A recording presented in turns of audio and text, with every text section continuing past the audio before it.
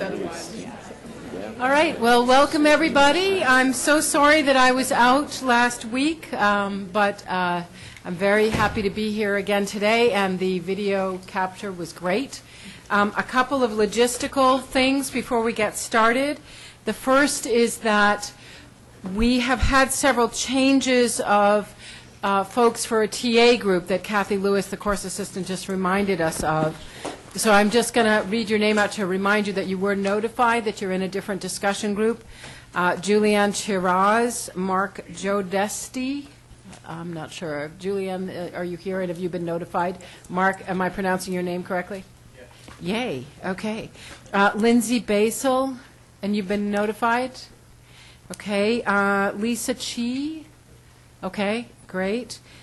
Jacob Huang, yes, and you've been notified? Okay, and Kathy Sun? Kathy's there, good, all right. Amanda Ukleja, did I pronounce it correctly? Okay, great. And Julianne Wiedner? And you've been notified, everyone's chill on their groups. Okay, great.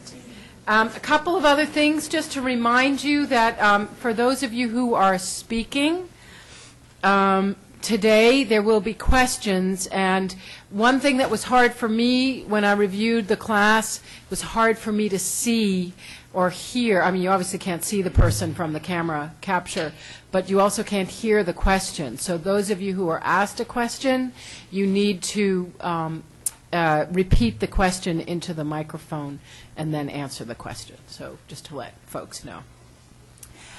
What I did for today is think a little bit about broader themes that came up last week with the help of conversations from my colleagues.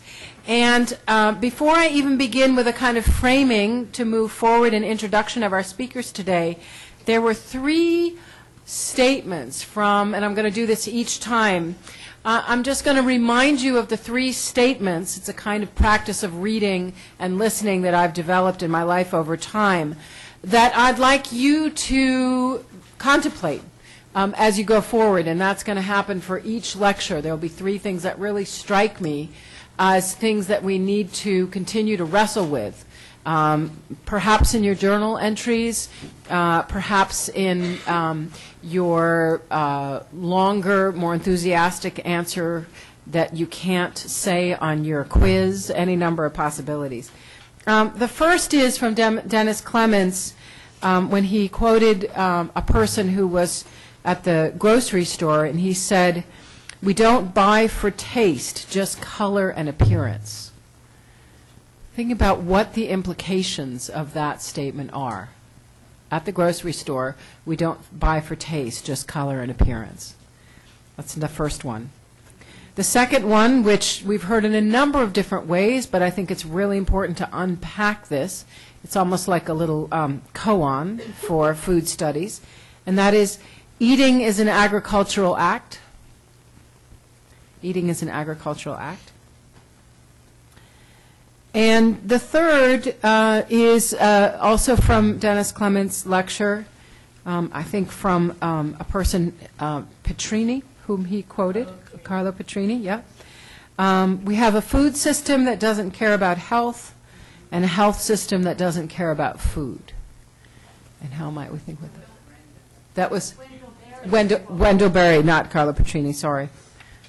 Wendell Berry is pretty ubiquitous, and he's going to be ubiquitous even more today, my guess is.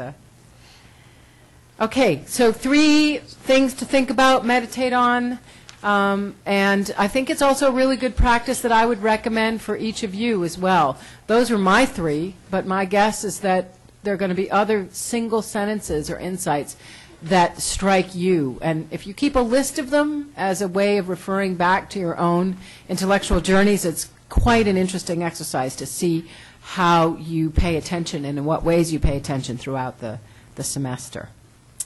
So last week we talked a little bit about local eating, locavorism, the slow food movement, and as Kathy Rudy has reminded us, these are the practices associated with alternate food systems, and some of those practices are called food activism. But the theory behind this activism and these practices is called agrarianism, and it stems back to certainly the founding of the United States and beyond. And agrarianism is, I think, one of the most interesting American ideologies, if I could put it that way. And there are three basic points to it. The first is direct contact with nature, the soil, land itself, and that contact creates character. That rural living produces self-reliance, a work ethic, honesty, courage, and this idea of character and community are central to an agrarian ideology. Second is, as I mentioned in my first framing lecture about a sense of place, and how is it that the more unmoored from place that we get in our daily lives, the more moored from place we are in our alternate ideologies, that the sense of place is crucial to agrarianism. Your identity and your place are coterminous. And you have intimate association with the land.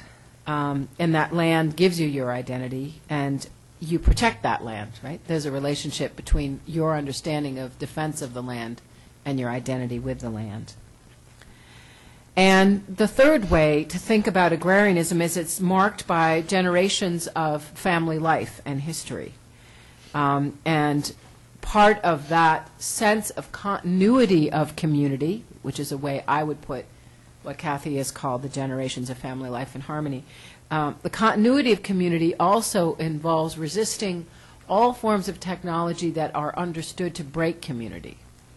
That's something I hope that we can get into a conversation about, because I grew up at this, even preparing for this food course has made me realize I grew up with a deeply agrarian ideology in northern New England, in Salem, Massachusetts. One thing I would probably want to argue with a certain kind of agrarian ideology is that technology automatically reduces community. I think technology can actually create incredibly vibrant community, but that's a really important conversation for us to have here. So our lecturers for this week and next are going to be discussing this larger issue of agrarianism and its relationship to food and food studies. I'll be introducing our speaker in a couple minutes, but Norman Wirzba and Jedediah Purdy are both really well-known public intellectuals. You might see them in the hallways wandering in and out of their office and just say another professor, but they are both incredibly well-respected, widely read authorities in their field. And we also want to remind you that as we think about this theory, that we're really engaging critically with this material. What are the downsides to agrarianism and to local eating? What does it mean to settle the land, and who are we unsettling in the process? What are the cost of America's agrarian roots? How do we think about protecting our land in a world of climate change and pollution and political turmoil and migration of human populations? And how do we really know that local eating and small farms are better for the environment or animals or human health? So we want to encourage you to complexify matters as many different ways as possible. We're not going to be just cheerleading, but we do want to provide you with an overview. So here are some examples of complexity. The first is that seeds, which we talked about last week, provides a model for food access that's very, very different than traditional family farms and rural communities. But land ownership is a privilege and comes from a position of privilege that may be inaccessible to folks. And so how do we think about societal needs for creative ownership and different models for ownership? And how do we think about seeds in the city? We've got wonderful, again, incredibly illustrious person, Will Allen, coming to talk about this larger, complex issue of the city. What is Duke Homestead's legacy, Duke's legacy? Does it come from an ideology of agrarianism, and what model of ownership might it promote is a second area we might complexify matters. And one of our respondents today, Sharon Holland, is going to provide a wonderfully strong critique of the agrarian frame. That's one of the things that she's worked on. So we're going to be thinking about this in a number of different ways.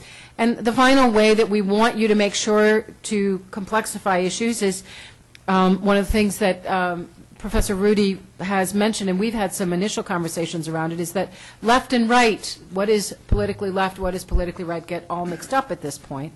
If we think of, the left as local eating, farmers markets, and right is industrial eating, but if you dig even slightly underneath that, agrarianism can be homophobic, it can be sexist, it can be xenophobic, it can be any number of other things. It could be masculinist in a certain way. And so there's some ways in which even those ideas don't really map neatly onto political ideologies. So those are some ways that we want to complexify the picture and ask you to think critically, even as we have for our lecturers major advocates of particular points of view who've devoted their life to particular things. I myself can't wait for Norman Wirzba to talk to Britt Barter, who is on the Trinity board, who's going to be talking about the salvific role of industrial food. So, but in the meantime, it's my great pleasure to introduce our speakers for today. Norman Wirzba is a research professor here at Duke on theology, ecology, and rural life. And he's very interested in working at the intersection of theology and philosophy, as well as ecology and agrarian and environmental studies. He's very interested in helping rural and urban church communities to become more faithful stewards of creation. And he has published very influential, culturally influential books, as well as research. One called The Paradise of God, Renewing Religion in an Ecological Age, and another called Food and Faith, A Theology of Eating.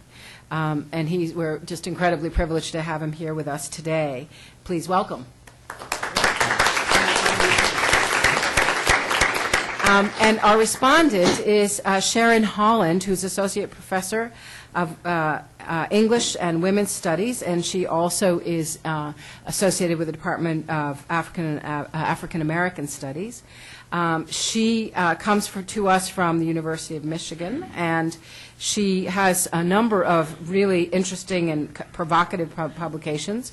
One is Raising the Dead, Readings of Death and Black Subjectivity, which was awarded the Romero First Book Publication Prize. And another, Crossing Waters, Crossing Worlds, the African Diaspora in Indian Country. And some of this conversation with Sharon is going to be around these larger questions of diaspora and land and ownership. And she's also worked a lot on radical queer politics and really challenged a number of different paradigms that we have about critical race theory. So please welcome Sharon Holland. And finally, we have some wonderful and thoughtful practitioners always with us, as you know, thanks to my two course instructors here. Sam Hummel is with us. He has lived for nearly a decade in Durham and then moved out to Hillsborough in 2008 to start Everlaughter Farm. As he writes it, in some ways it was a crazy move. Other than gardening with his family as a kid and working part of a summer on a conventional tobacco farm as a teenager, Sam didn't have much in the way of farming experience, so congratulations for taking the risk. And then he said it was somewhat of a sensible extension of environmental and social justice work that he's been pursuing most of his life. He worked as Duke University Sustainability Coordinator and focused on local food security and promoting a sustainable food system through the purchasing power of campus eateries, among other things. He's really, in my view, this is one of the hardest pieces of work you can do if you're dealing with large-scale corporations and trying to persuade them to buy local. It's a huge amount of work. So, Sam, it's great to have you.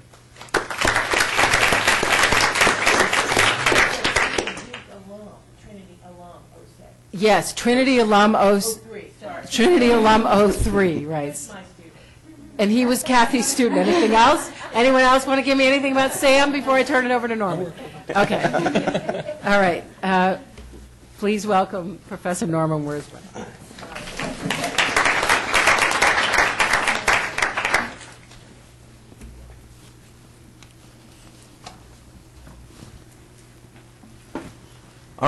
Good afternoon. Can you all hear me?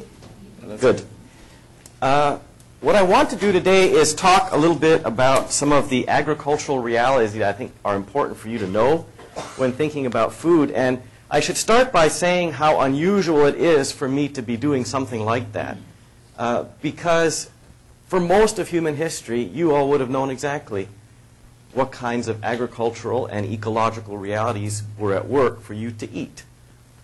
But you don't, because we are in the midst of unprecedented mass global urbanization.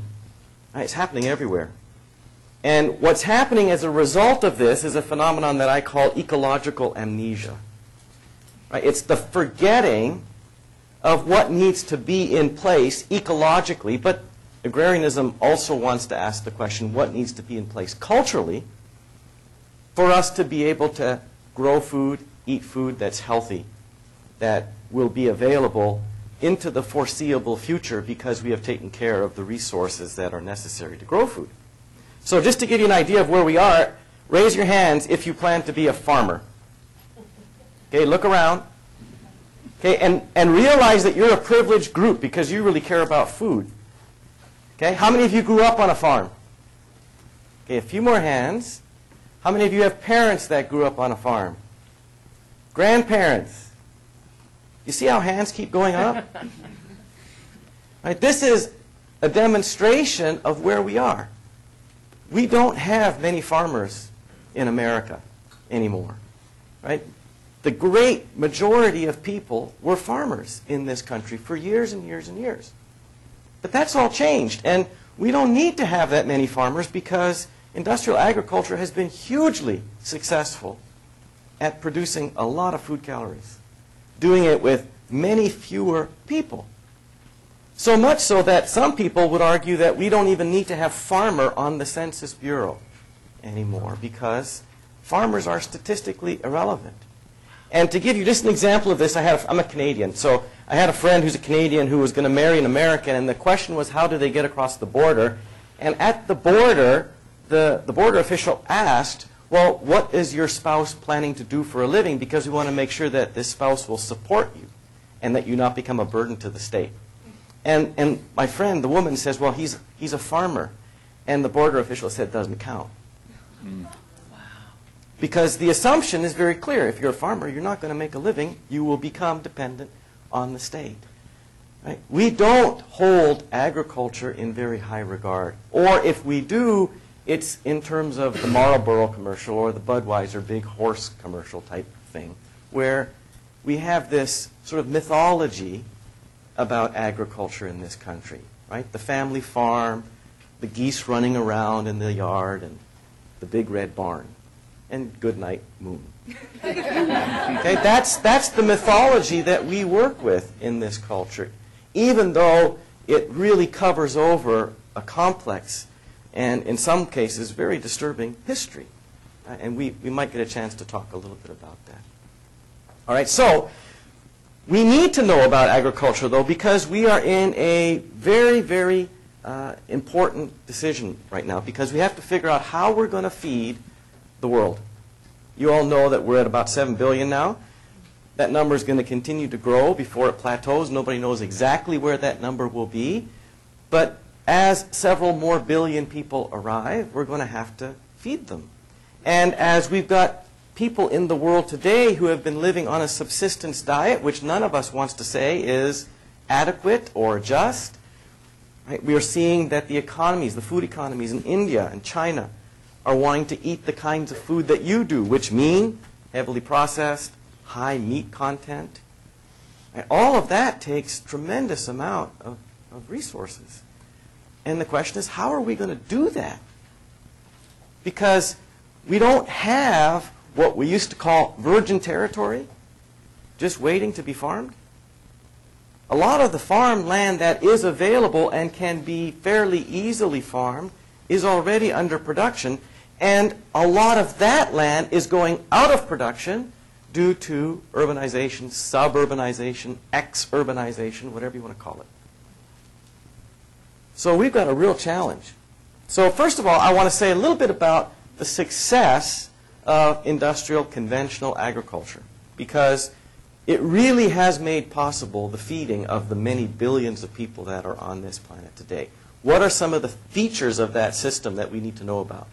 Right? One of them, I think, is just simply called the Green Revolution. Have you all heard of the Green Revolution?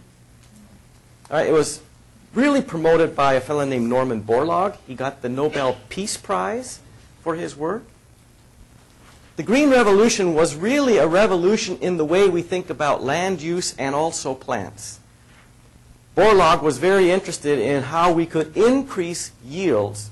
He worked primarily with the cereals, wheat, corn, and he discovered that through genetic modification you could come up with seed varieties that would produce bigger yields. Right? Very, very important. But how are you going to do that? Well, you're going to need not just improved seed varieties, you also need to increase the amount of water that you use to make the plants grow, because a lot of the wheat would have been grown on dry land, which means the only water that these plants get is what comes in the rain.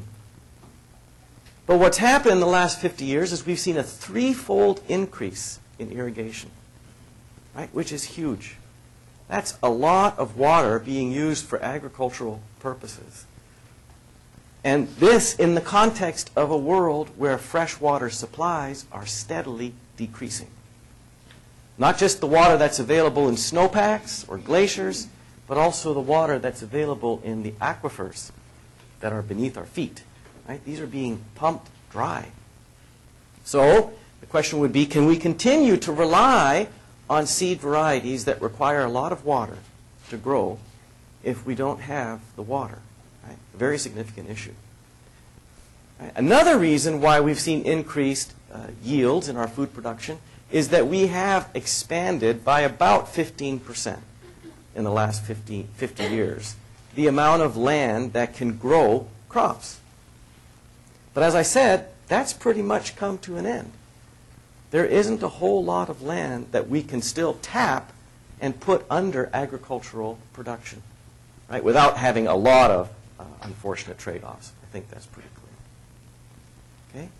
So we've got increased irrigation, we've got increased land use, we've got better seed varieties, right? All of these have come together to produce the tremendous amount of calories that we have. And then there's one other feature that we can highlight briefly, and that is that we have developed kinds of efficiency in production. And this efficiency has taken a variety of forms. I mean, some of it has been just the development of monocultures, great big fields growing corn and wheat or soy or whatever. But it's also been sort of a global trend, which is that we know that there are certain parts of the world that will grow certain kinds of foods better than other parts of the world. And according to the economist David Ricardo, who was a near contemporary of Adam Smith, he gave us the theory of comparative advantage. And this theory says that a particular place that is really efficient at producing X should produce X. And other countries, they should not be doing that. They should focus on what they're really good at.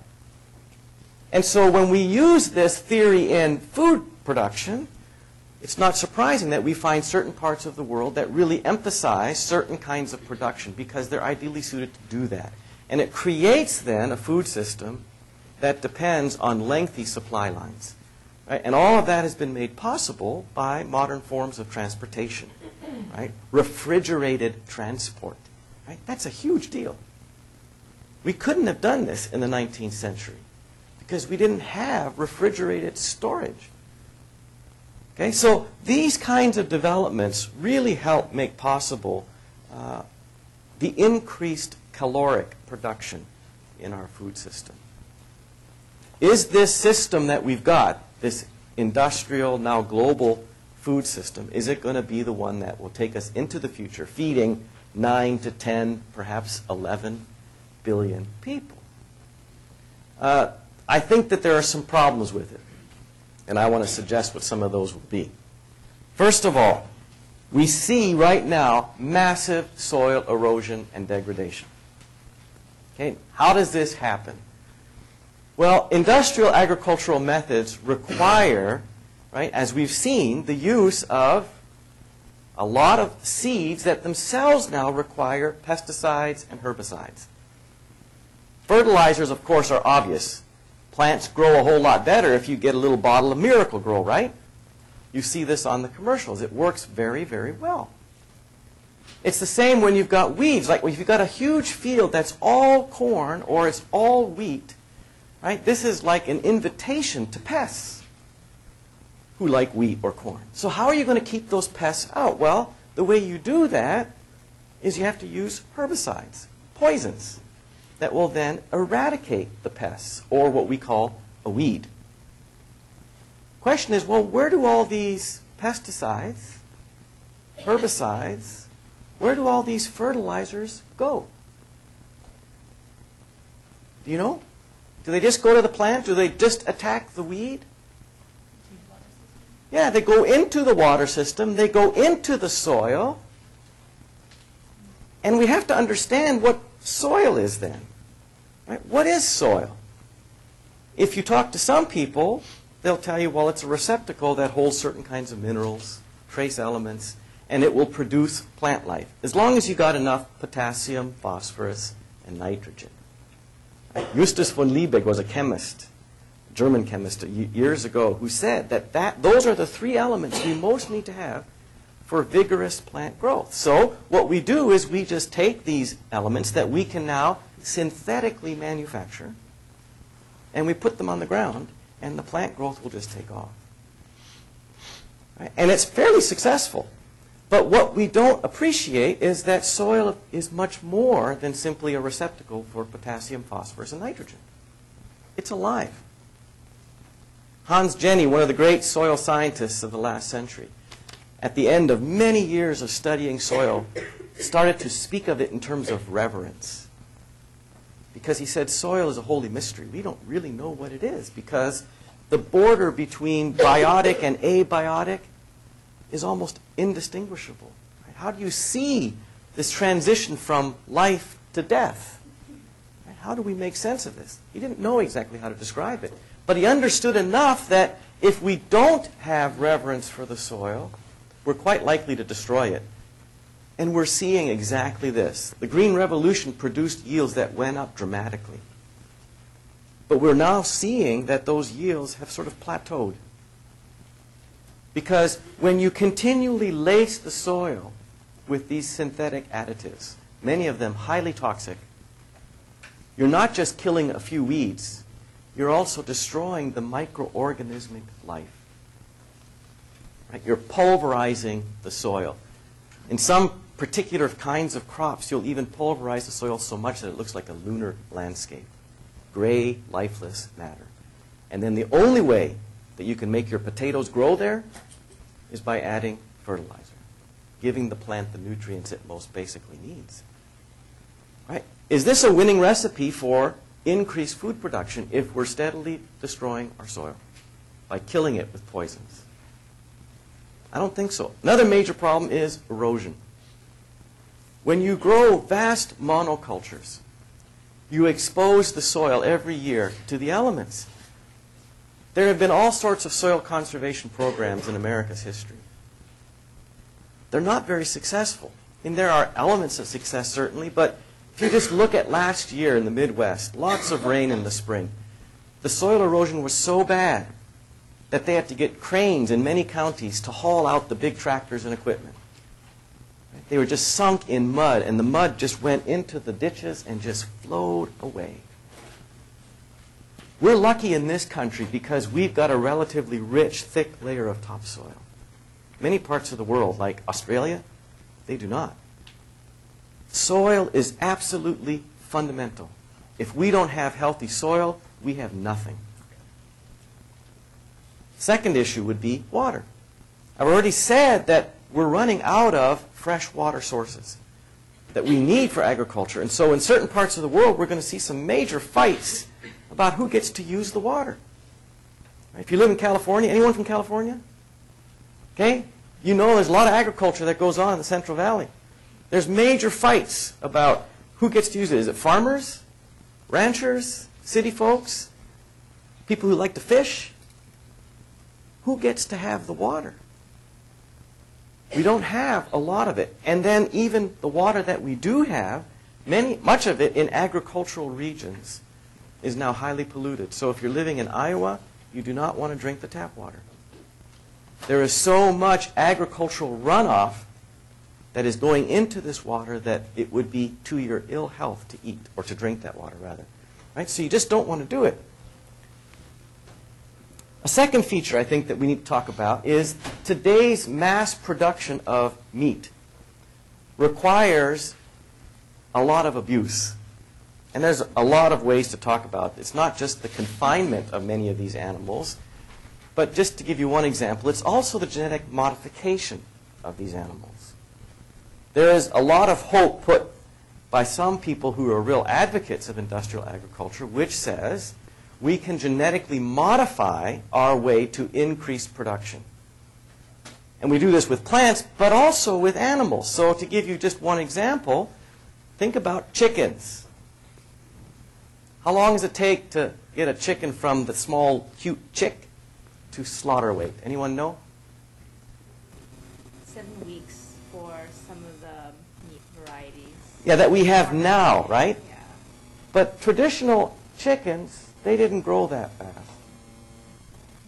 Right? We've cut the time by about 40%. So imagine that you became full grown at the age of 10 instead of 16. Maybe some of you, when you were growing really fast, you started to feel some pain in your joints. You got a little bit clumsy. Because your body has to have time to accommodate its growth. But when we have re-engineered chickens so that they can be slaughtered in 49 days, they grow so fast that they can't walk.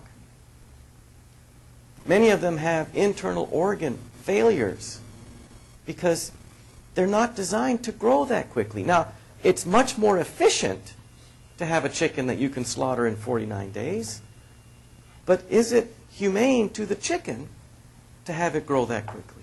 And it's not just with chickens. We do this with cattle. We do it with pigs.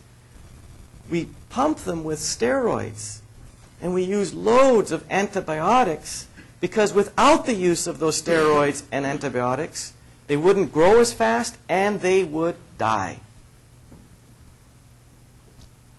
When you have all these animals in confinement, you've created the breeding ground for disease like you can't imagine.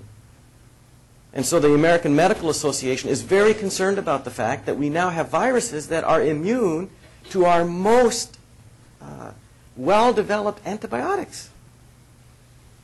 Because we're feeding the antibiotics to the cattle, to the chickens, to the pigs, so that they will continue to grow quickly and produce a lot of weight.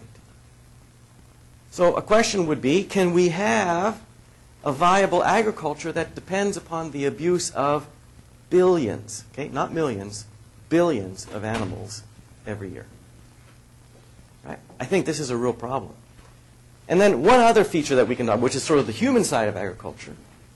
We like to have our food really cheap, really convenient, and very copious in its amount. Like the 3 C's. Cheap, convenient, copious. It's what we want. How do you think we get that? How does it happen that you can have strawberries so cheap? Because if you grow strawberries and you realize the amount of work that goes into them and you realize there's got to be people who pick it, how can you get them so cheap? Unless you're abusing agricultural workers. Or you're abusing farmers by not giving them the wage they deserve. To give you kind of context to think about this, when my grandfather came to Canada in 1952 and started farming, he got about $3.75 a bushel for his wheat. Okay? $3.75 for every bushel of wheat that he sold. If he were alive today and selling a bushel of wheat, what do you think he would get? Any guesses? $3.50. Okay? 60 years later, the amount that he's getting per bushel has gone down in price. And in the meantime, the cost of land, the cost of machinery, the cost of seed, cost of fertilizer, pesticides, all of it has gone up several thousand%. So when you talk to a farmer and they say, I had a great year, I might break even, that's what they're talking about. And why are they just barely hanging on? Many of them, it's because of farm subsidy payments. Right? Our desire as consumers to have food really cheap, really convenient, means that farmers have a very, very difficult time making a living. So, can we have a viable agriculture into the future if we're abusing soil, we're abusing water, we're abusing animals, and we're abusing agricultural communities and workers? Right? I don't think so. So, what's our alternative? Well, I want to suggest to you that the alternative might be something called the new agrarianism. Wendell Berry, and you all got to read some of him, is perhaps the most eloquent spokesman today of this new agrarianism. He's joined with people like, or by people like Wes Jackson, the Land Institute in Salina, Kansas, and also Fred Kirschenman, who used to direct the Aldo Leopold Institute at Iowa State University. Wendell's been writing for years and years about industrial agriculture, which he says is a form of strip mining, because it represents a cultural view about how human beings are supposed to relate to the world. Okay, not just the natural world, but also the world of eaters, like you and I. And on page 39, he draws a contrast between two different cultural sort of models for thinking about how human beings could live where they are. So if you have your reading here, look at page 39. Okay, we got two kinds of mind, he says. I conceive a strip miner to be a model exploiter, and as a model nurturer, I take the old-fashioned idea or ideal of a farmer. The exploiter is a specialist, an expert. The nurturer is not. The standard of the exploiter is efficiency. The standard of the nurturer is care. The exploiter's goal is money, profit. The nurturer's goal is health. His land's health, his own, his family's, his communities, his country's. Whereas the exploiter asks of a piece of land only how much and how quickly it can be made to produce, the nurturer asks a question that is much more complex and difficult. What is its carrying capacity? That is, how much can be taken from it without diminishing it? What can it produce dependably for an indefinite time? Right, I was talking to Fred Kirschenman about this, who knows about as much as anyone alive today on agriculture in America. And I said, you've talked to thousands of farmers, Fred. What's your basic assessment? And he says, all of them feel that the way they're, well, not all of them, I'm exaggerating, but most of them feel that what they're doing is just no good. They know it. But they're doing what they're doing because of economic necessity. There used to be a time when farmers thought that they don't have to make a lot of money. They just want to have good land, a good life that they can then pass on to their children. Children aren't farming anymore. So for most farmers, the land is their retirement. That's it. And so they're hanging on. Right? They're dealing with the land in a way that they know is not the way they would like to do it. But we, as food consumers, have put them in this kind of position. The exploiter wishes to earn as much as possible by as little work as possible. The nurturer expects certainly to have a decent living from his work, but his characteristic wish is to work as well as possible. The competence of the exploiter is in organization. That of the nurturer is in order. A human order, that is, that accommodates itself both to other order and to mystery. The exploiter typically serves an institution or organization, Wall Street maybe. The nurturer serves land, household, community, place. The exploiter thinks in terms of numbers, quantities, hard facts. The nurturer in terms of character, condition, quality, kind. It's always dangerous to set up two big sort of competing views, right? The exploiter and the nurturer. We miss a lot of nuance when we do that, but I think the point is valuable. Because Berry says that the agricultural context for much of America's work now is the model of the exploiter. Though the nurturer ideal is born in agricultural communities. Right? So think about how farmers traditionally refer to their work as a kind of husbandry. Right? Marital imagery is important here. Because the farmer is wedded to the land so as to take maximal responsibility for it, but also as the place to exercise maximum devotion and care and attention. Right? That's the ideal. And we know that there have been instances in American agricultural life where farmers have realized the ideal of the nurturer, and there are farmers today who are realizing this. But in the main, says Wendell, what we've got is a situation in which there's exploitation going on. And significantly, when you turn the page, he says, this exploiter mentality will have effects for the way we think about food. So if you turn the page to 40, he's talking here about the Secretary of Agriculture, Earl Butz. We love to make fun of Earl Butz, who described food as a weapon. There he says, this was given a fearful symmetry indeed when, in discussing the possible use of nuclear weapons, a Secretary of Defense spoke of palatable levels of devastation. Consider the associations that have since ancient times clustered around the idea of food. Associations of mutual care, generosity, neighborliness, festivity, communal joy, religious ceremony. And you will see that these two secretaries, the Secretary of Defense and the Secretary of Agriculture, represent a cultural catastrophe. Right? That's where we are. Cultural catastrophe. The concerns of farming and those of war, once thought to be diametrically opposed, have become identical. Here we have an example of men who have been made vicious, not presumably by nature or circumstance, but by their values. Food is not a weapon. To use it as such, to foster a mentality willing to use it as such, is to prepare in the human character and community the destruction of the sources of food. The first casualties of the exploitive revolution are character and community. That's pretty harsh, isn't it?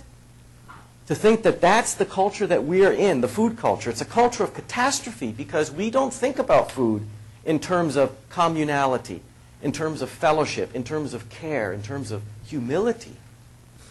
We think of it just as a commodity that we can do with whatever we want to increase convenience or profitability or shelf life. Right? Thinking about Professor Patton's point about, right, we don't care about, was it the taste or was just the color and the appearance of the food, right?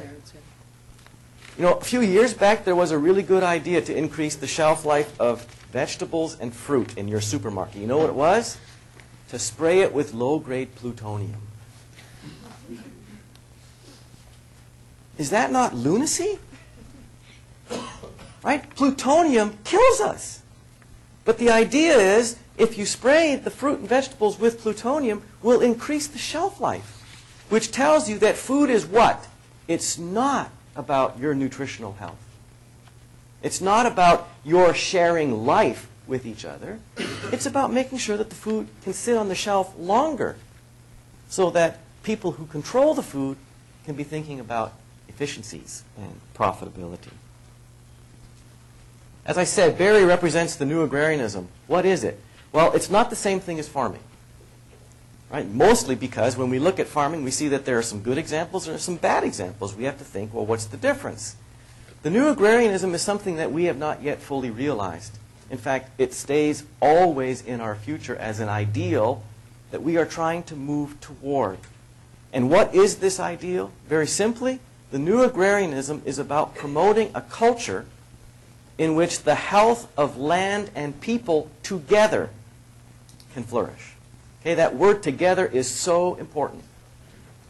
Okay, the new agrarianism is a cultural model in which the health of land and people, and by land we mean not just the soil, we mean the plants and the animals, all that live with it, right? That these can flourish together.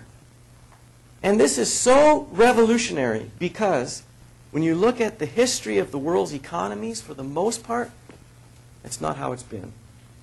For the most part, what we see is that human culture has succeeded at the expense of the land. Right? At the exploitation of the land and its creatures. So, Henry David Thoreau, some of you have heard about him, I'm sure, says that we have yet to see an economy that does not subsist on banditry. Okay? We don't know yet what an economy looks like that takes seriously mutual flourishing of people and land. Right? What we see in our culture is this desire to pit the two against each other. Right? It's jobs or the environment.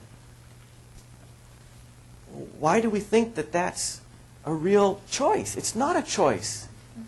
There will be no jobs if we have no food to eat, if we have no water to drink. It's just not going to be a possibility.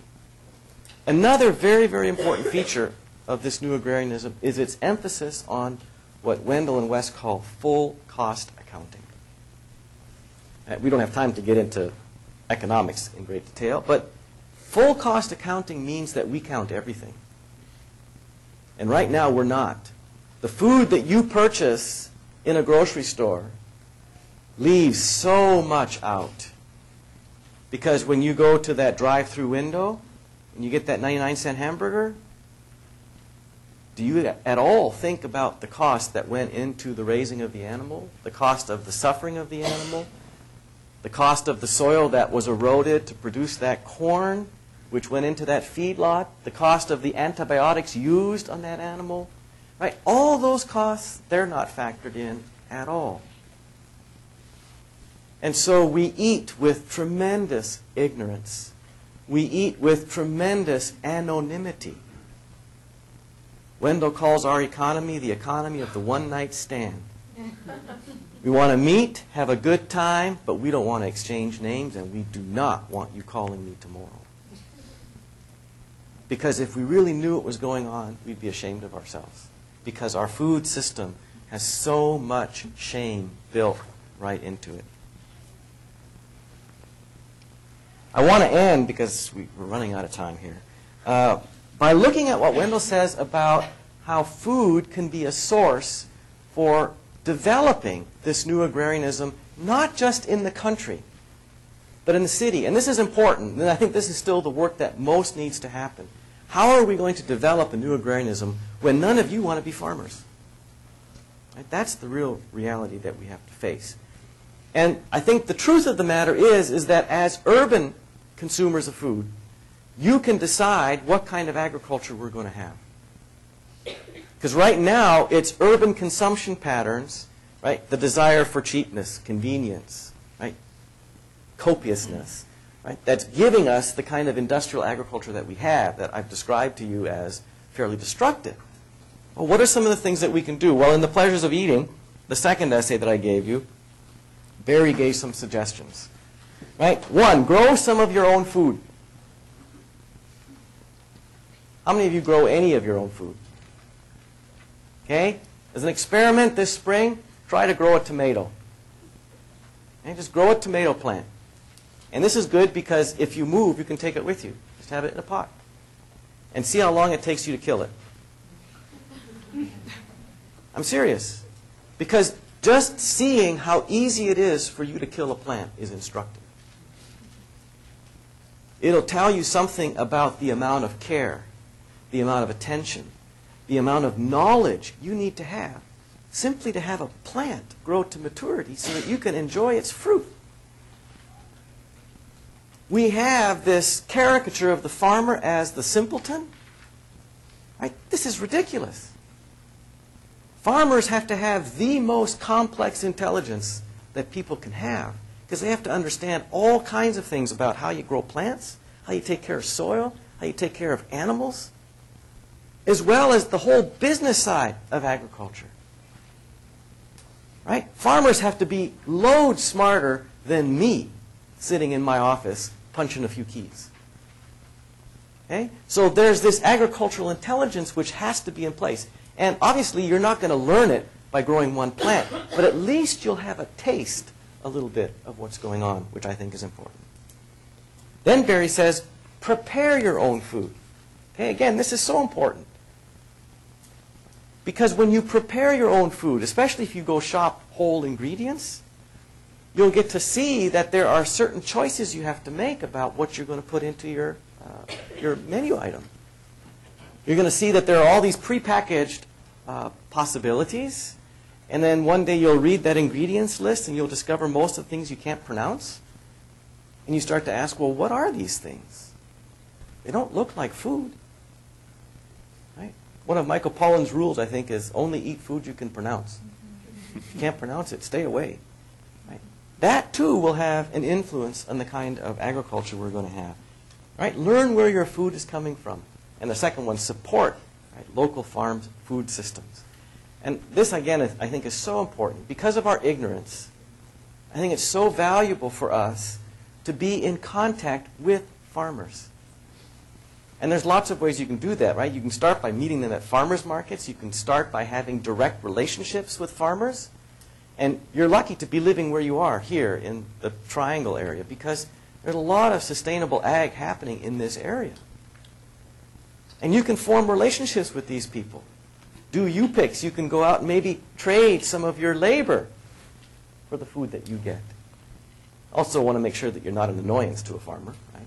They're busy enough, so they don't want to have to babysit you. But it's important for you to have these relationships so that you can increase your understanding about how food comes to be. He says, become a good student of agriculture. Learn the life cycles of plants. Why did we ever think that food is cheap? It's not. Because for you to eat, something else has to die. Even if you're a vegetarian. Even if you're a vegan. And the question is, how do you make yourself worthy of that death? I think this is a very, very important question. Barry says, we have settled for a very poor eating aesthetic. We don't enjoy our food with very much pleasure. He says at the end of an essay, which I did not have you read, but I want to just read from it anyway. It's the very end of an essay called The Gift of Good Land. He says, we cannot live harmlessly or strictly at our own expense. Right? When you're an eater, you know this. We depend upon other creatures and survive by their deaths. To live, we must daily break the body and shed the blood of creation. When we do this knowingly, lovingly, skillfully, reverently, it is a sacrament. When we do it ignorantly, greedily, clumsily, destructively, which is a lot of how we do it today, it is a desecration. In such desecration, we condemn ourselves to spiritual and moral loneliness and others to want. Does this mean Barry's got all the answers? I don't think so. I had you read a selection from Manning, who's quite critical of agriculture, as you know. And agricultural traditions have a lot to explain because we know that they are histories that, as we could spend a lot of time talking about, have been very unjust. So you remember Manning says at one point, if you look at the early agricultural societies, they've got temples, they've got big administrative edifices, political headquarters. Much of agriculture has depended upon the backs of slaves. Right? We know this living here. How do you do agriculture that does not exploit human beings? Very, very important question. Right? We're dealing with it now with immigration policy. What happens when we don't have Mexicans, Latinos coming to pick our vegetables and fruits? We learned in Alabama this last fall, they just rot on the field. That's a part of our history. Professor Patton mentioned, right, histories of homophobia, right, exclusion, xenophobia, not always very welcoming, of otherness, alterity, different ways of thinking about the world. Right? And there are reasons for this. For so much of agricultural history, farming communities were living right at the edge. And the other who came often came not as one who wanted to welcome them, but as one who wanted to exploit them. So farmers know that when others come promising to do good, they often don't come through on that. So they are suspicious, but how do you have an agricultural community that welcomes others, embraces others? Right? Those are just some of the concerns. And the last one I'll mention is Manning's concern about how there's been a progressive dehumanization of humans as they have moved away from hunter-gatherer societies. I think that's a really fascinating argument. Because what he's saying is that when we were hunter-gatherers, we were deeply attuned to our natural surroundings, to light and color and touch and taste, smell. With agriculture, we saw a narrowing of that. And I think you could say with mass urbanization, an even greater narrowing of that. we're much less alive to the world. Right? And the writer David Abram has written some of the most wonderful stuff about this in 2 books, one called The Spell of the Sensuous and another called Becoming Animal. Because he's trying to recover this sense of human beings fully alive to the world, because once fully alive, we can also become more responsive to it. And given the challenges that we've got ahead in terms of food production, in terms of soil preservation, water preservation, we're going to have to learn to be alive. Good news is, doing the right thing tastes good. Thank you.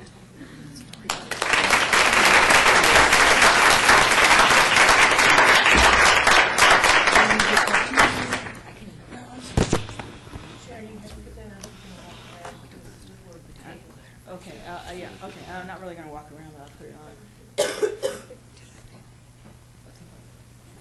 on. Can I say something? I just don't want to mislead anybody when I said 7 weeks. Was a chicken that was 2.7 pounds that I bought from the farmer's market, raised naturally and everything. So that was not the number for the chickens raised today in industrial farming. I don't know if Dr. Rudy has a more accurate number for that. No. 7? I said 7, but that was like a natural chicken. I think it was much more. We're talking. Okay, just didn't want to confuse anybody. 79 days is a normal chicken. 79, yeah. 79, 59 sounds kind of. Thank you very much. I'm really honored to be here. And my talk will be available online, right? And I asked you to upload it. So if you want, you could just listen to me, because you can take notes. And I just want to start with a little bit of an overture, which kind of grounds my own connection with place. My neighbor's truck is churning down the road, and my Carolina brown dogs bark. In winter, the woods around me are not so dense, and I can see the flecks of dull iron in the rocks on the hill above my house. Since I was a little girl, I have wanted land, not to develop into something, but as Barry would offer, to nurture rather than to exploit. Given the impact of one's carbon imprint these days, it's hard to say whether any step we make is an addition or a detraction. Nevertheless, I live on 8 acres at the back of a watershed, on a hill, above a hollow, on a private road with only 2 neighbors. When I read Barry's work, I smile and think of my land as deeply moving prose as that spiritual quality to it that comes only from being in a place for a time and loving it. My land is fraught, as it comes at the end of a road populated by African American peoples who have been on that land for generations, since it was once part of one of the largest black farmsteads in North Carolina. This is something that I did not know when I bought the land, but has led me to see this place as a destiny of sorts, rather than a frugal investment opportunity in the face of an impending water shortage. I do live at the back of a reservoir. My land's emotional grounding is somewhere between the bliss of Wendell Berry's return and the disturbance in Richard Manning's reimagining of agriculture.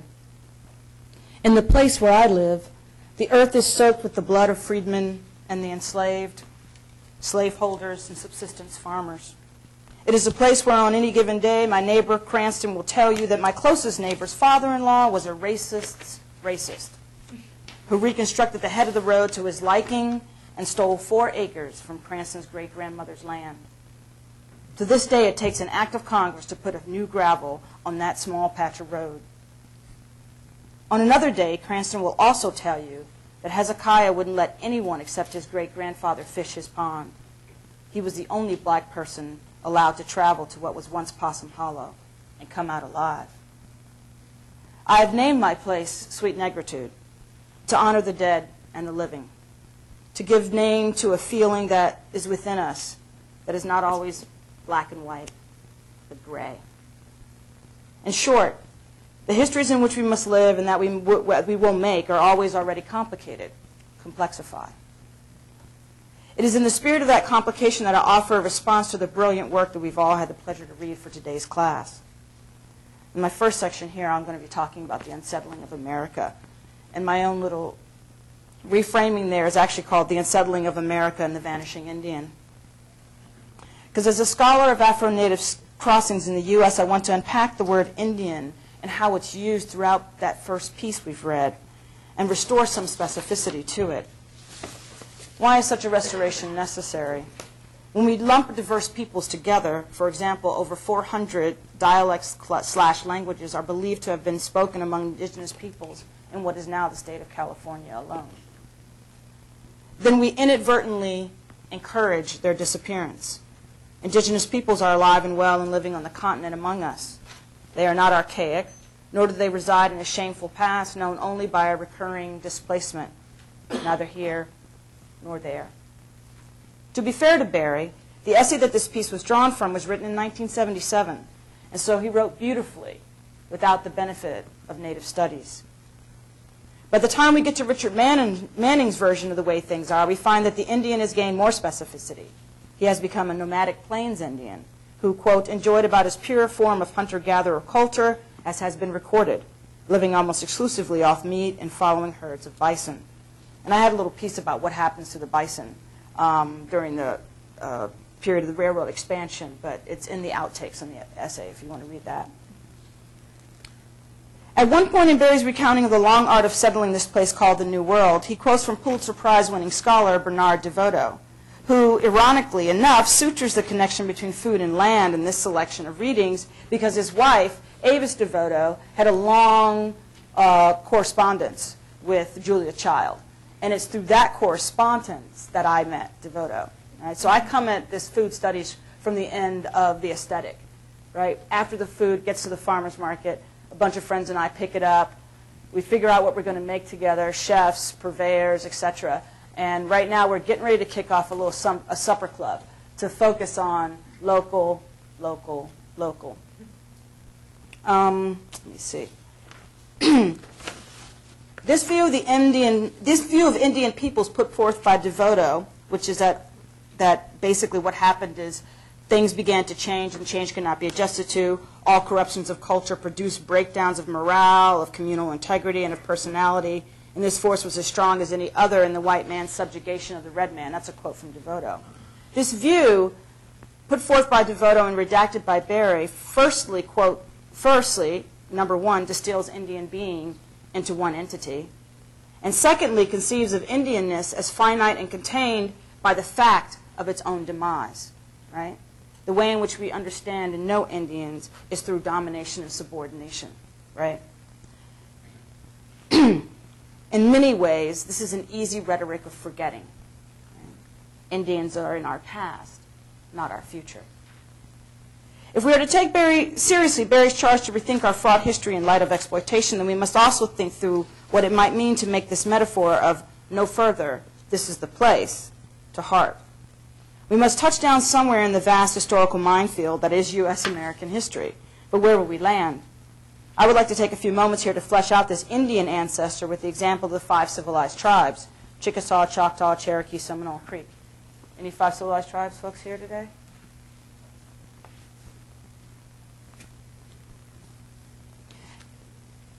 I'm particularly interested in Cherokee and Creek removal from the state of Georgia, states of Georgia and Alabama, respectively, to Oklahoma after Andrew Jackson's Indian removal of 1830. The possibilities for exploitation that Barry maps are interesting. They exist between white men and Indians and extend to white men who work their land in their governments, be it English or later American. In order to chart Cherokee and Creek survival into Oklahoma, then, the relationship among whites, Indians, and peoples of African descent needs to be more adequately marked. The slang term for a Cherokee in the mid-18th century used to be slave catcher. Why? In 1730, a rogue delegation of Cherokees signed a Treaty of Dover with England, which stated that in the case any Negro slave runs away from his English master into the woods, I love that, into the woods, right? The Indians of the Cherokee shall see that they apprehend him and bring him back to the plantation from whence he fled, or to the governor's house. Gone is the romantic idea of African American letters and literature of a safe haven in Cherokee Nation for black bodies, right? What better way to think about Barry's paradigm of front explorer, nurturer, or capital collective than in terms of chattel slavery before and after the passage of Jackson administration's plan for Indian removal? As historian Barbara Fields observes, and as Barry also astutely points out, and I think this is really, really key here, slavery was never a direct outgrowth of the belief of the inferiority of black peoples.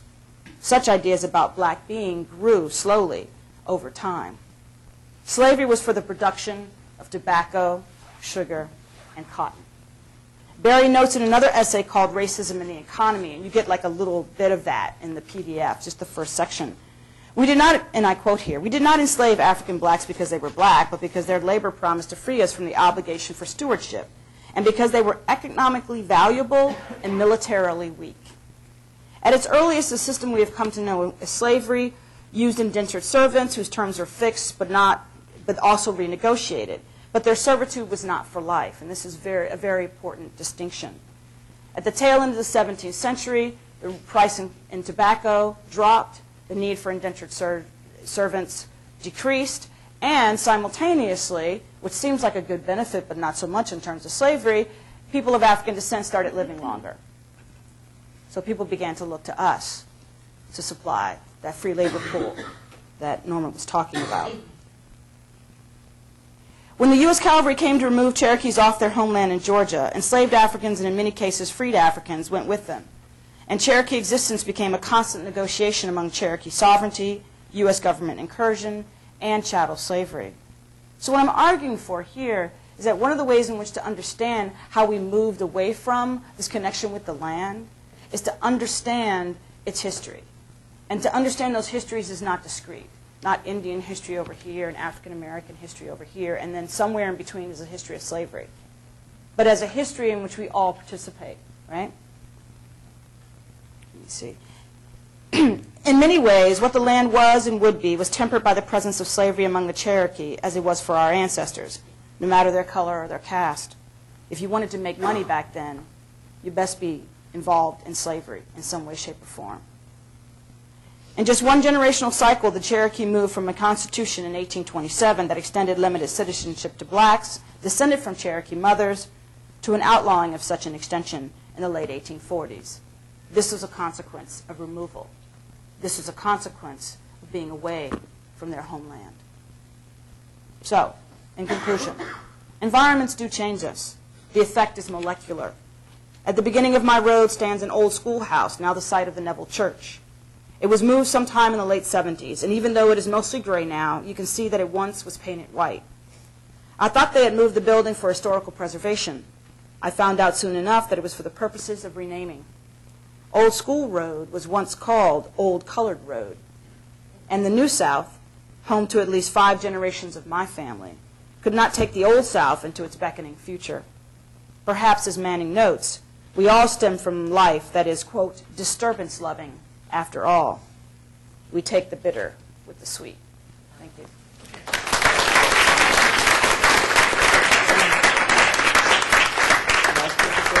Oh, Lord. Lord have mercy. I'll just step up here. I was just told to say like 5 sentences, right? No, I don't need to put it on, I don't think.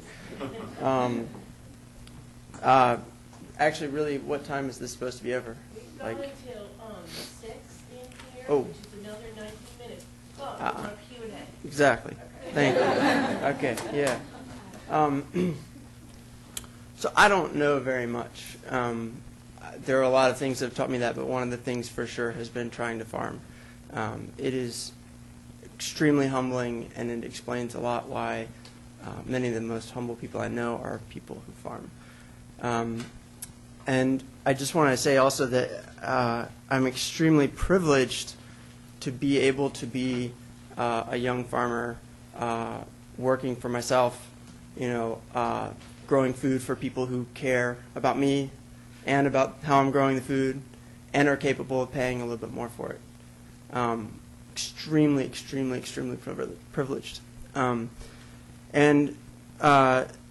So one of the things I just want to say is that, something that I think about a lot is, how did we get here, and how do we go to somewhere else? And for me, the thing that I've kind of hit on the most on how did we get here is thinking about quality of life, and that, the reason people have so many people have left farming and have left agricultural communities, or rather even left, as Manning describes, hunter-gatherer communities, is not necessarily actually because that quality of life itself was bad, but because external forces were making it intolerable or made it impossible to continue. Just to give you some examples of that, I guess, would be, well, if we were talking about the Native Americans in the United States, or if you were, I just went to, on Saturday, a talk by an African-American farmer here, talking about African-American farmers and how, not that long ago, there used to be most of the agricultural work in the South, a lot of it was done by African-Americans. And then there was a period where African-American farmer land ownership reached a peak. And then it declined very quickly from there because of institutional racism and also stigmatization, and then just the hostility of living in a rural environment in the South, such that when industrial work became available, finally, to integrated work with the integration of some workplaces in cities, the mass exodus from those farms resulted in the collapse of black farm ownership, as well as with some other institutional racism things around, the USDA and some other things that I encourage you to look at. So that's just a couple of things. And now you look at the white farmers who are the average age. I worked for one when I was a teenager. The average farmer age in America, regardless of race, is something like in the 60s now. Yeah, and why are their children not going into farming? Well, because they can see, even for their farmers, for their parents who own their farms, like the farm that I worked on when I was a teenager, that the quality of life is no good.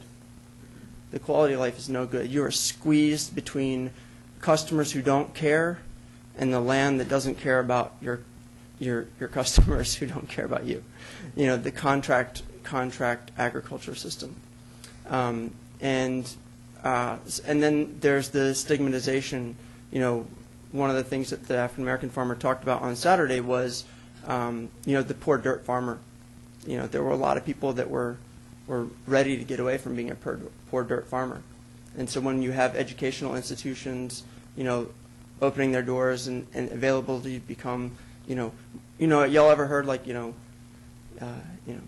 if you're smart, you should work with your mind, not with your hands, things like this, So, when we ask, or when you ask the question, how many of y'all want to be farmers, ask the question, why not, right? And how much does it have to do with the fact that in our food system, being a farmer has, in many ways, a very difficult quality of life. You're really fighting upstream, unless you're in an extremely privileged locale, and situation like we are here, I am here. And so, have any of y'all heard of John Rawls, philosopher or thinker, ethicist, I guess? One of the things I would just encourage you to do is to go beyond farming and look at the entire food system, the entire supply chain, the entire distribution, all the way through to food prep, to who mops the floors in the kitchen, of the eateries here at Duke, All of those people are part of our food system.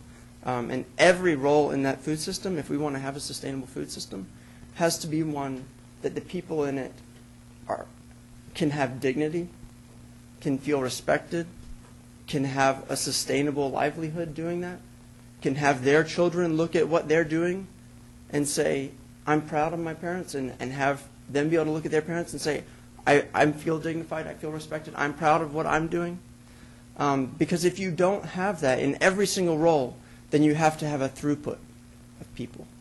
You have to be always finding new people from some other population to fill into those roles that people are only in long enough to get out of. That's never, ever, ever going to be a sustainable food system. So I really love a John Rawls thought experiment, which is basically that you imagine a solution to a problem, and the key is that you do not know where you will be in that solution until a die is rolled, right? So let's imagine a sustainable food system, right? But and let's just say that part of what makes it sustainable is that it's permanent. People can permanently stay in the roles that they're in, let's just say, because they are dignified, fulfilling, sustaining roles. People want to stay in those roles forever, generations. Let's just say it's permanent food system because of that. So we're going to design a food system, and then we're going to roll a die, and we're all going to get assigned to a role in that food system, right? And you're going to be in it for the rest of your life. Now imagine that food system is the food system that we have right now, right? And we're going to roll a die, and you all are all going to get assigned. We're all going to get assigned to a role in our current food system, and you're going to be in it for the rest of your life, right? Now do you know, imagine, you're like, no, I'm a Duke. I'm supposed to be in management, like, no, you're going to be a farm worker, on a tobacco farm, or no, you're going to be a food prep, person working probably not a living wage at an eatery very close to here, and that's going to be where you're going to be for the rest of your life, right? Let's just say. That's not a sustainable food system. If you can't imagine yourself being okay with being placed there and all of your children being placed there. And just one little test that I found there, that just, as I picked up on that quality of life issue, it just really shows up in so many places. So I'm going to stop there, but just something to think about.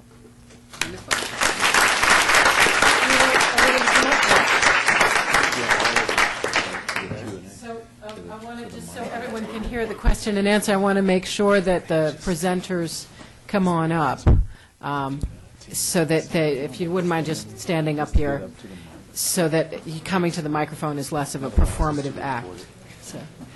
So questions, comments, thoughts? Yes. On Sam, what you were just talking about, on Rawls' veil of ignorance that he's talking about, it's actually, I guess it's more of a comment, and I think it's something that's really relevant to what you were talking about, but you didn't say, was that it's in relevance to the theory of distributed justice is what the veil of ignorance is. And you were just talking about that maybe a sustainable food system, but what Rawls' comment on you might be, that would be a just food system, because that's in essence what he's talking about in this veil of ignorance. When you roll the dice and you end up where you are, that in itself is just, because all are happy. It's what system would you create? And I think that that's something that is relevant to what you're saying. That is just in addition to being sustainable. So. Hold on, Skip. You have to repeat the question. Yeah, I gotcha. That's okay. Listening to my boss over here. No, it's fine. It makes me laugh.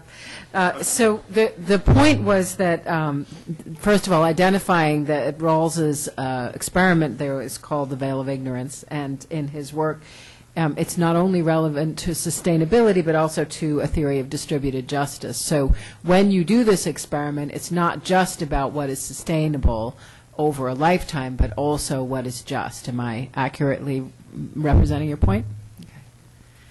So comments, thoughts. You can come on over. No, thanks for pointing that out. That's right.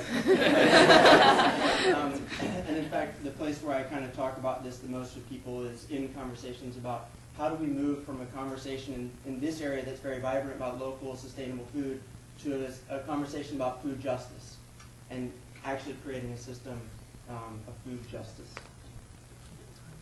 Other comments? Yes. Yeah, it's you. Cool. So, this is directed to whoever would like to answer it. I couldn't really put it into a good category. But one group of people, which is most likely, this is not at the forefront of their mind, the sustainable food thing, is people in countries like Namibia or like Saudi Arabia, where it's like your main exports are minerals, and arable land is not that common. So I was just wondering what solution you would pose for sort of places that are having like desertification. Do they just move? Or if not, like how do you move them around if there are like billions of people? So that's just Okay. So the question was, folks that we might think about globally for whom this larger question of sustainable agriculture may not be at the forefront of their minds, like Namibia or Saudi Arabia, whose primary export might be minerals and where arable land is not common. How do they tackle this question? Is it a question of the movement of populations? Is it a question of reinvesting in some other way of thinking about land and land cultivation? Am I accurately representing your question? Be sure to use the mic. It's a great question, and there's a lot of dimensions to it. One would be that a solution being proposed by mineral-rich countries is to simply buy the land in other parts of the world where they are poor. And so millions of acres are being purchased by Arab countries as a way to, because they don't have it, so they go buy it. And in the process, displace poor people in other parts of the world. But the other one about desertification is also a really good question. And if you read the New Yorker magazine, a few issues, maybe 2 issues back, there's an excellent article in there about how sustainable agriculture is actually the key to halting desertification. But to do that, you have to convince farmers. And there's, again, a complicated history about this in Africa in different countries around how governments have made it, in some cases, illegal, right, to grow trees. It's puzzling, I know. But programs are being started that are very low-tech, that involve farmers growing fruits and vegetables in tandem with trees.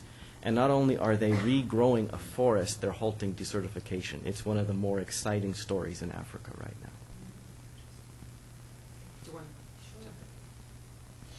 I also think of another way to look at that is to think about the U.S.'s involvement, like just historically, in undervaluing other people's food resources. So I'm thinking in particularly, and I don't remember, I think is it Paul Farmer's book on HIV/AIDS in Haiti, right? And about the U.S. is coming in, describing that deciding that the Creole pig was basically a diseased animal, slaughtering all the Creole pigs, and literally changing around the whole way in which Haitian culture dealt with its own, in a sense, farm-to-fork industry, right?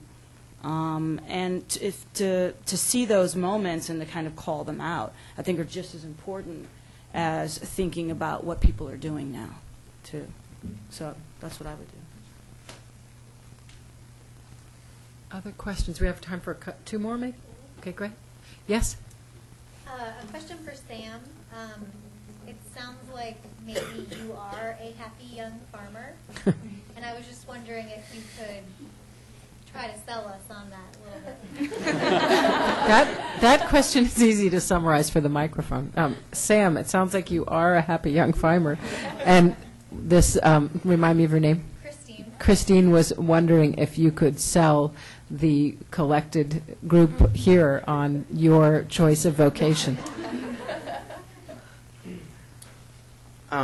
First of all, I have to admit that actually my partner in the farm is the full-time farmer. I have a day job. It helps pay for the farm. I put in about 25 hours a week outside of my day job. But I do enjoy it. And we, like I said before, we're immensely lucky to be able to have the quality of life that we have. I mean, we eat, we're our own bosses. We work sane hours. When it's hot as hell in the middle of the day, we go inside and watch The Daily Show. We sell food at a farmer's market where people care about what we're doing. The quality of life is, I pinch myself. I find myself, we're sitting on the deck at the end of the day feeling tired, eating really good food, and a 5-star chef has shown up to hang out with us, and we're playing music. I mean, it's so, I think we're exceptional, though, and I think that's important to keep in mind. Very important to keep in mind. Follow-up question? Yeah, building off what you just said, it seems like when you visit the farmer's market, a lot of the farmers are in a similar situation where like one partner is working at the farm and another has another job to support the farm. And that kind of seems like paradoxical or ironic because it seems like you need to be part of the industry in some way to be able to support farming. So is there kind of a solution beyond that? Okay, so the question for the microphone was, it seems that there are a lot of instances where one partner in the farm is working in the industry and the other partner is more the full-time farmer. So is it the case that in order to have this quality of life that you have to be part of the industry, or is there another model that we could think about? Is that a fair representation of your question? To a certain extent, farming is just simply not a viable economic enterprise in this country. It's why farmers have to survive on subsidies. And even for me, and for my partner in the farm, we both have to have health insurance from off the farm. So he actually has it through his dad. I have it through my job. I probably wouldn't be doing anything related to farming if neither of us would do it full time without health insurance. So nearly every farm has to have somebody working off the farm just to get health insurance. But then on top of that, I know tons of people my age that want to be farming like I'm doing, but didn't have the educational class privilege to have a nice professional job, to pay for the land, to find somebody else to do the farming full time so that they can help out 25 hours a week and call themselves a farmer. So we have a major problem where even when people do want to be farmers, it is still such that the economics of the situation are not good, and that's where we have to have a system change. Remind me of your name? Tiff. Tiff. Your question just sparked a thought for me, which is, what if we reversed the conceptual model of your question? Instead of, in order to work on a farm, you have to be part of a system. Why not, if you know you're going to be part of the system, and I love Norman's little research that he did with all of you, how many of you want to go into A, B, and C, and so many fewer of you did. What if you were part of the system, but part of your obligation in that system was to support a farm? That would look really different and interesting. So you heard it here first at Duke. I can see it already, the Duke movement, right? And one time for one more question before we eat. Oh, don't make me choose. Eeny, meeny, miny, moe. Okay, there. So one of the things with, budget reforms and reducing the deficit and stuff, I heard a lot talk about cutting out farm subsidies. And from what you've been saying, it seems like it's not economically viable. What would happen if there were no? Okay, so a lot of the discussion so far in terms of thinking about budget and so on has to do with cutting out farm subsidies. So the question is very straightforward, which is what would happen if there were no farm subsidies? Yeah.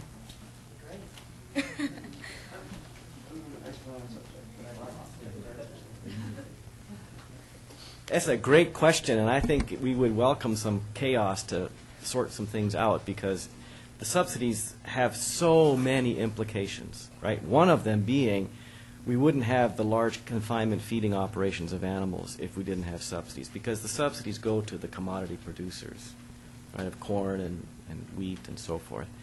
So if we stop those subsidies, right, that system would come under tremendous strain, which would, I think, be a really good thing. And it's not a question of simply ending subsidies. I think it would be a fascinating thing to contemplate as a nation if we decided that we would send some government money to support producers of real food rather than commodities that are making corn, that are making diapers. I think that would be a really wonderful thing. So we don't know exactly what would happen if we cut out all the subsidies, but we have to consider that possibility, because right now many of the subsidies, you know where they're going. They're not going to family farmers. They're not going to small producers. They don't get anything anyway, so they're not going to be affected by this. The people who are going to be affected by this are Monsanto, Archer Daniels Midland, Cargill, because they're getting the subsidy money. Sam, are you getting subsidies? No. The question was, is Sam getting subsidies? I guess maybe the only thing I'd add to that is that, it would make food prices go up. And I think one of the things that's really important to recognize is that that's the hammer that's used to explain why we can't get rid of the commodity subsidies. You know, is you want to starve poor people? Well, the reason people are poor has nothing to do with the food subsidies.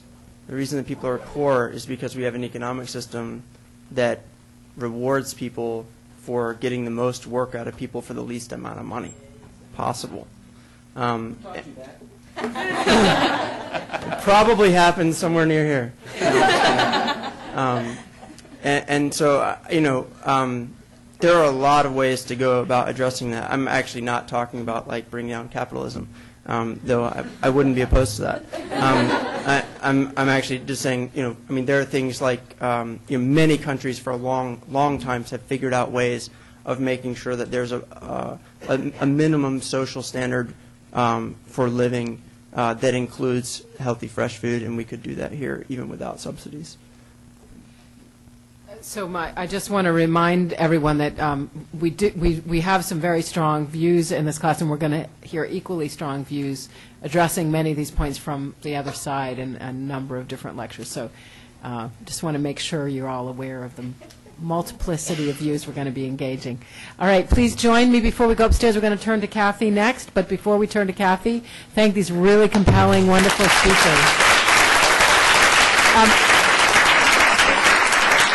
I also want to say that I've noticed that several professors who are participating in this class, some who are married to people who are teaching in the class, my husband is here today, have been wandering in and out, and I just want to note that, because you might not have noticed it, that this class is a place where professors feel they can wander in and out and partake in the conversation, and it's exactly what we were talking about a pedagogical commons, so we're continuing to develop that with each class. So we're going upstairs. The 10 of you who have moved, make sure you go to your new group. We'll start, Kate, it's your birthday, I hear. You go to dinner first, followed by Cynthia, and then I'll work my way through the table to call you to dinner again. Thank you.